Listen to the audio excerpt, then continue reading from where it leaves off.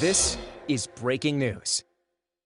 Governor Cuomo is giving an update on the coronavirus pandemic in New York. Let's go to it now. Our health commissioner for the state of New York, we have Reverend Gilbert Pickett. Pleasure to be with him. Mike Hopi, who works on the state emergency management and has been heading up this operation. Alan Steele, who runs the Javits Center. And this is a phenomenal convention center. But what Alan Steele has had to do over the past year, no convention center on the planet has ever done. Let's give him a round of applause.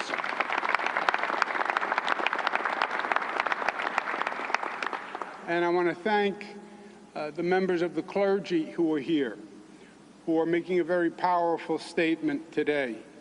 And let me acknowledge them myself out of respect.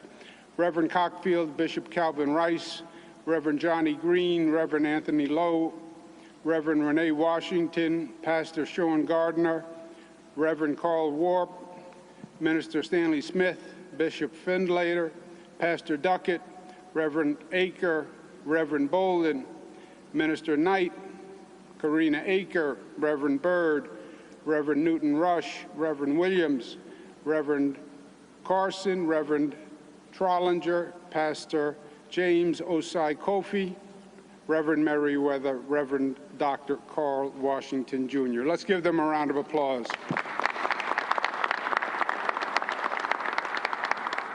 I'm going to make some comments, then you'll hear from Dr. Zucker, and then Reverend Pickett is going to be doing the real work today because he'll make some remarks, and then he'll be receiving a vaccine.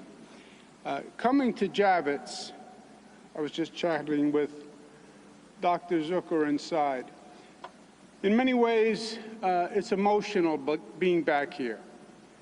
Javits Center, in many ways, represents the beginning and the end.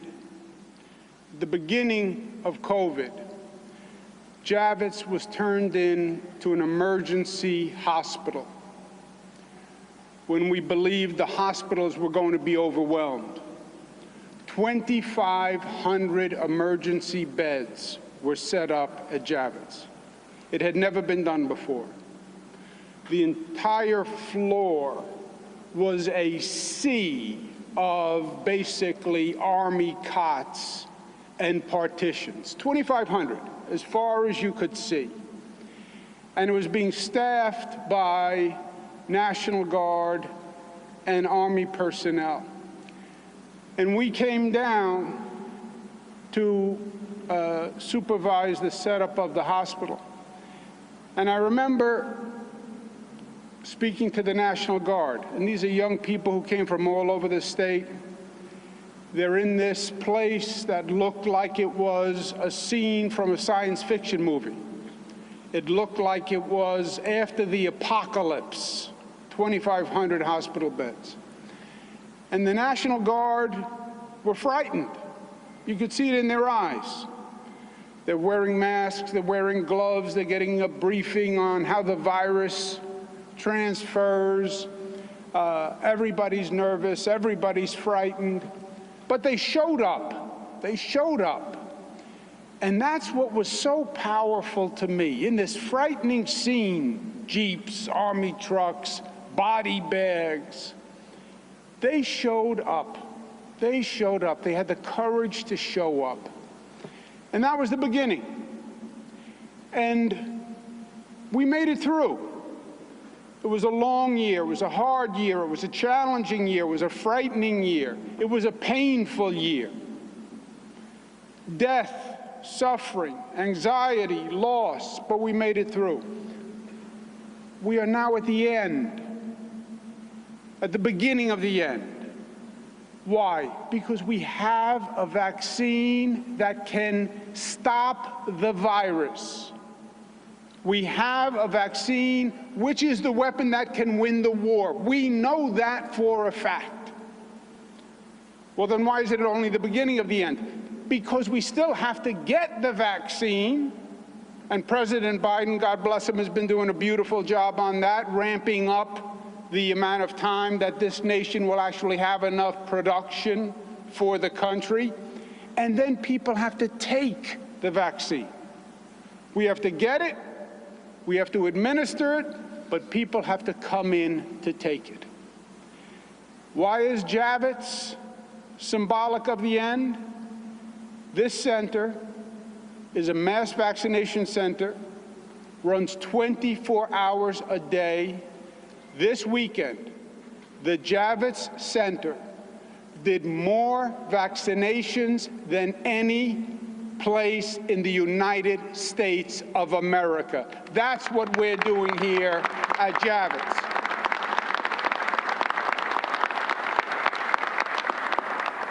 We're also doing vaccines at 48 houses of worship across the state. We're also announcing today another 10 new vaccination sites as the production from the federal government is increasing. So as we're getting more, we are ready to distribute more. But it has to be done fairly. It has to be done fairly. And we learned this lesson the hard way over the past year. COVID discriminated. 2 times as many blacks died as whites. 2 times as many blacks died as whites. Think about that. Black population had a higher infection rate. Black population had fewer COVID tests available. Black population had more comorbidities, more existing underlying conditions, because there's a disparate healthcare system in this nation, and there are healthcare deserts, and there are communities that are left behind, and those people did not have the same level of healthcare, and they fell prey to COVID at a higher rate. That is the God's honest truth before all these pastors and clergy members today. So when it comes to the vaccine, let's correct that injustice that COVID has brought to this nation and this world. When we do this vaccine, let's make sure it's available to everyone, and let's make sure everyone is coming forward to take it. Now, it is not currently being distributed or accepted fairly. New York City, 53% of the population is white. 57% of the people who have been vaccinated are white. 53% of the population, 57% of those vaccinated. Black population, 27% of the people in New York City are black. Only 18% of the people vaccinated. Only 18% of the people vaccinated. Hispanic, 28% of the population, only 20% vaccinated. Asian population, 16% of the population, 23% of those vaccinated. The white population, the Asian population, are getting vaccinated at a higher rate than their population. The black population, Hispanic population at a lower rate. Well, why is the question? We are making the vaccine available on an equitable basis in community centers, in public housing projects, in houses of worship, geographically all throughout the state. There is a hesitancy problem in the black community. Now, they call it hesitancy. I don't like that word hesitancy because it's a baloney word, hesitancy. It's not hesitancy. Call it what it is. It's a lack of trust. It's a lack of trust. The black community is saying, I don't trust the system that says it is safe. The black community is saying, too many times we've been told to trust the system, and the trust was broken. The black community is saying, do you remember the Tuskegee experiment? And now you're asking me to take the vaccine. The black community is saying, well, the Trump administration said it's safe. But I don't believe the Trump administration when they said it was safe.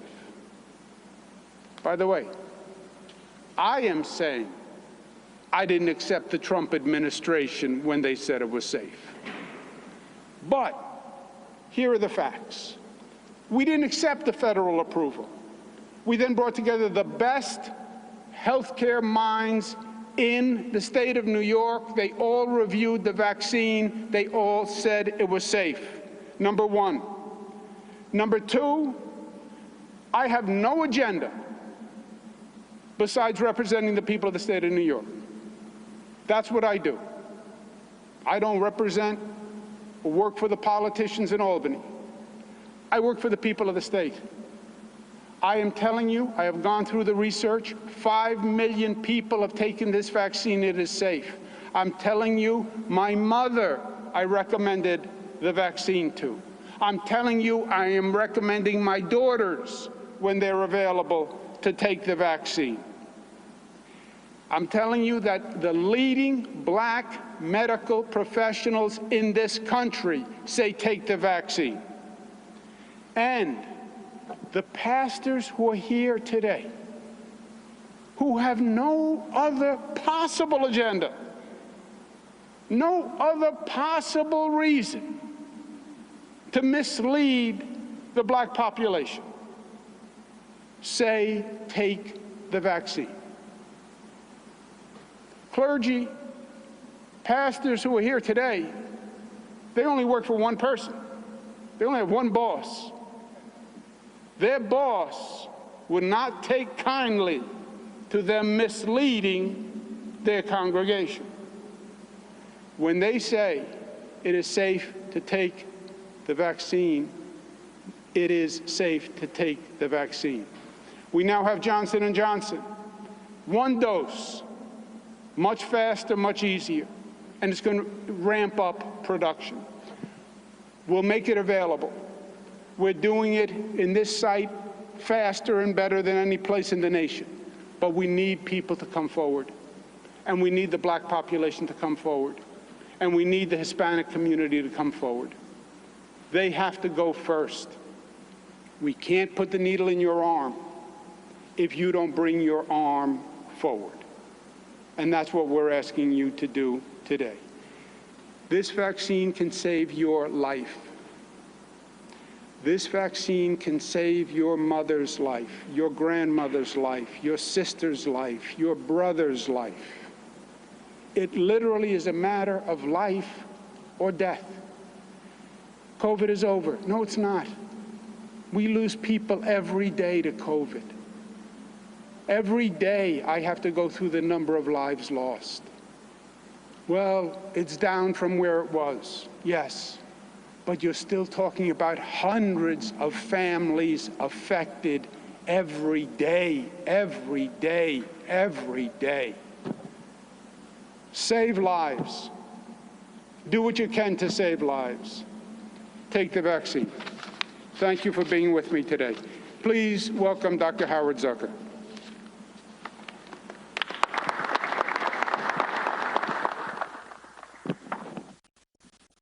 Thank you, Governor Cuomo. It is an honor to be here at the Javits Center this morning. After a long year, we now have 3 vaccines that will finally help us end this crisis. It's never been so important that we all do our part to get vaccinated. The sooner we can get vaccines into as many people as possible, the better off we will all be. Herd immunity will finally put COVID on the defense and allow us to move forward. Whether it's Johnson & Johnson, Pfizer, or Moderna, each is safe and effective. New York State and the federal government have each done rigorous reviews to guarantee that indeed is the case.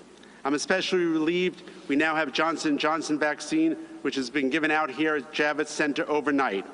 It's only one shot. It doesn't require the ultra-cold storage that limits where it can be distributed. These factors will allow us to get as many doses of this effective vaccine into arms as soon as possible. The governor has been right when he has said that the vaccine is what will end this crisis.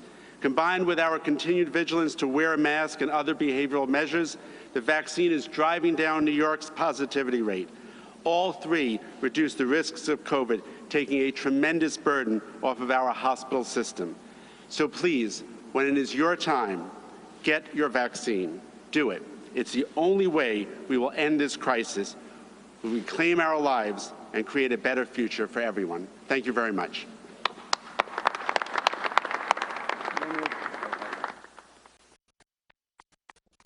Reverend Pickett. To our governor and to all the clergy who are here on today, it is a pleasure to be here as I am personally preparing to take the vaccine on today. Again, I want to acknowledge the clergy that the governor has named, and I especially want to recognize my president, the Reverend Dr. Carl Washington of Empire Baptist Missionary Convention.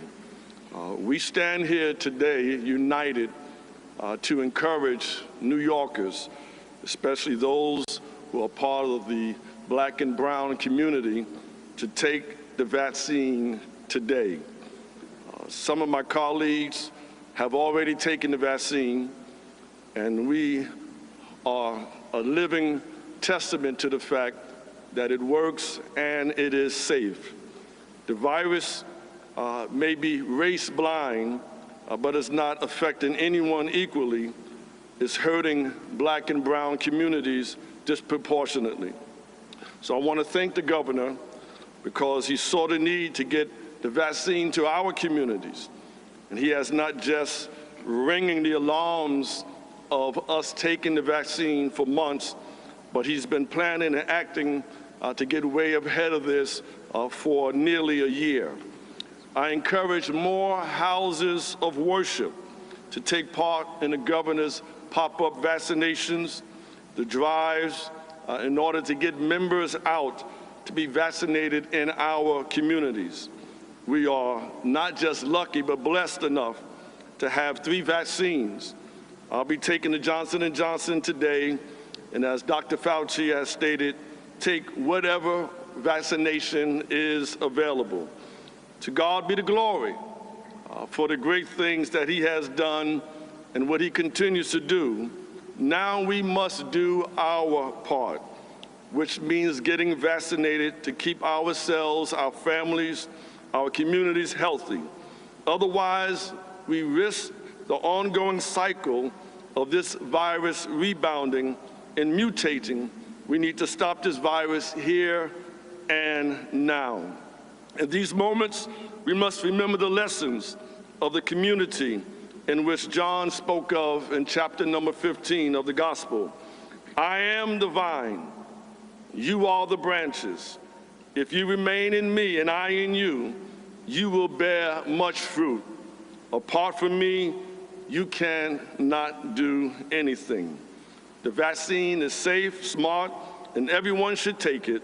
And that's why, as a New Yorker and as a pastor, I am taking this vaccine today. Thank you, Governor.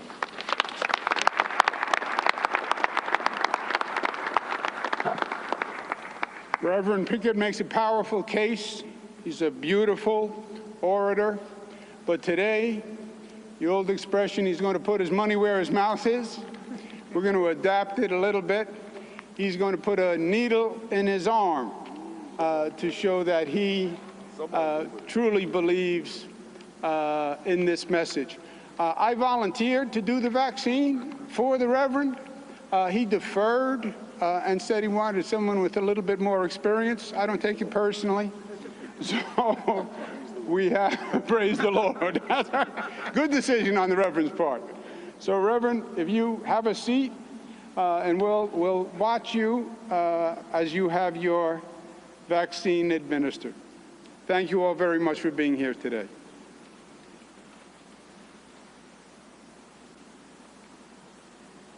Be gentle now.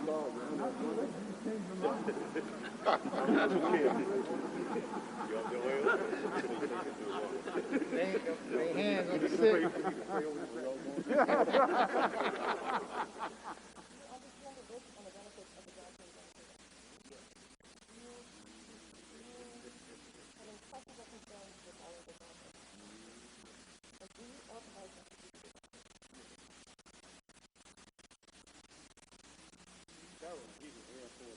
Yeah. All right.